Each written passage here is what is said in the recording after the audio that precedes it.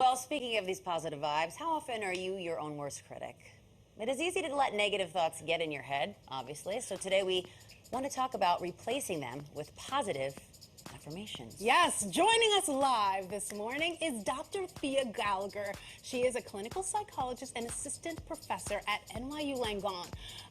Dr. Gallagher, thanks so much for joining us. Good morning. We need the positive affirmations. Yes. Let's dig right into the root of this, first off. All right, why are we our own worst critics, and why do we do this to ourselves? Yeah, really. For some reason, it's just really easy for us to be critical. You know, we're watching the Oscars and we're sitting on our couch and we can find a thing that looks bad or that we don't like. But actually, we're so hard on ourselves. For some reason, we tend to pick out the worst thing in ourselves all the time. And so even if we do 10 amazing things, we're going to focus on that one bad thing that we did, or the one thing that we didn't like, or the one thing that is the room to grow. And so it's just kind of the way our brain works. And it's something that we really have to work to kind of rewire and refocus. Seriously, I need all the work on that. But let's talk about positive affirmations, telling ourselves things like, I am capable, I'm in charge of my life, I am worthy, all of that good stuff. So when you are talking to your patients, how do you get them to practice those positive affirmations? What does that process look like?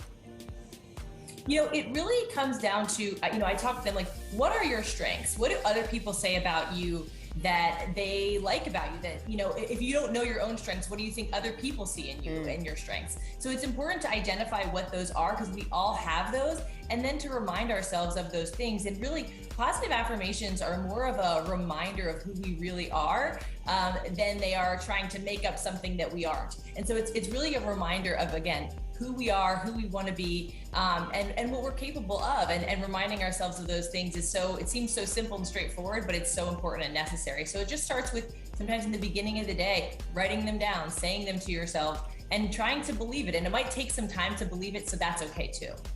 You know, that reminds me of that saying. They say, speak to yourself the way you'd speak to somebody that you love, right? Yeah, because you want that positive vibe to return to you. Exactly. You don't want to put out that negative vibes, Right. for sure. Sometimes people practice positive affirmations by writing on note cards. Sometimes people practice it by listening to audio. Other times it's like talking in front of a mirror. Is that necessarily a best way to do this, or does it really not matter as long as you're just doing it? Yeah, it really doesn't matter. I think the thing is, you put it on a Post-it, you say it to yourself, you put it in your notes app in your phone, but just making sure that you actually do it. And you might have to do it a number of times throughout the day. Or if you hear that voice in the back of your head that we call negative self-talk, when you hear that voice saying, you're a failure, you're not worthy, you're always messing things up, it's really good to come back at that thought with something that is real. Like, yeah, I make mistakes, but actually I'm holding a lot together considering the circumstances. Or I care a lot for other people. I might not care perfectly, but I do the best that I can. So I think it's really important also, to set that up in the morning, but then throughout the day, almost talking back to that other voice in your head that's the negative one. That's so funny. Our executive producer, Victoria, just said she's heard it said that your thinking in your head is a bad neighborhood. That negative thinking in your head is a bad neighborhood. But you know where that also comes from? Where? Too? Like, sometimes when we look at social media and we even get these negative comments and we see them, whether they're directed to us or not, and then we're thinking like, oh my God, are my thighs really that big? Oh gosh. Is my gut really that big? It's rough out there. Is my hair really not good? Like, we get into our own heads and we become self-deprecating, right? So Amen. It's like, how do you even get to that positivity? I know, and Dr. Gallagher, you also talk about a practice called real-time resilience when negative thoughts come up. How does that work? So, it's really when that negative thought comes up, it tends to be like global, right? Like, I'm a disaster, I'm a failure, I'm always forgetting things, I'm just like, no one cares about me. And it's really important to come back at that thought with some data. Like, is it true that no one cares about you? Is it true that you're always forgetting things? Is it true that you're always a failure and never succeeding? Probably not. And so it's important to take the facts from your life that are data driven, that are true, and to come back at those negative thoughts with that data, because that's the way that you can really, you know, you're not just fluffing yourself up, you're telling yourself something that's actually true. And that's what we want people to do. Look in their life to see the things that are going well, because sometimes it's just about expanding our attention to the things that we are doing well and not just hyper focusing on the things that we aren't doing well. That is so true. That is so true. I love this so much, and this is something that I do actively try to practice on a daily basis, but it can be harder some days than others. We were so inspired by this that we actually decided to come up with our own positive affirmations for the day, and we want to share them with you. So these were mine. Yesterday is gone. Tomorrow is not here yet.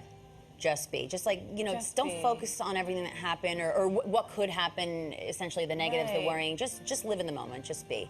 And then a favorite of mine that I was an athlete my whole life, and so I always would tell myself when I didn't think I could do something, the body achieves what the mind believes. And it's about having that positive mindset and being able to translate that over into what you're doing and knowing that you can do it and have the confidence. And then the last one, what is meant for me will find its way. And that's helped me a lot in my career, too. That is so important. What will be, will be. What is meant for you. Yes, so.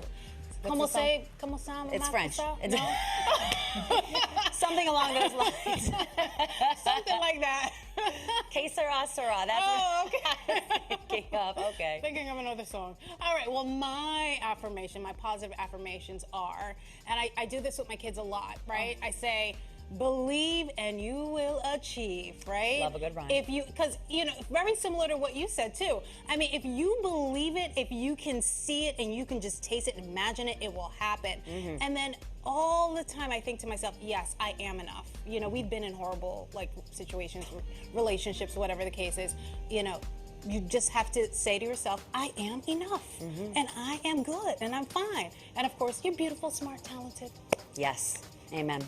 All right, Dr. Thea Gallagher, thank you again so much for joining us today and just spreading the positivity and helping us understand how we can spread that positivity. That's right, positivity. Yeah, great work, guys. You did A+ effort. Thank you. Amazing. Thank you so much. You got to come back. See us again.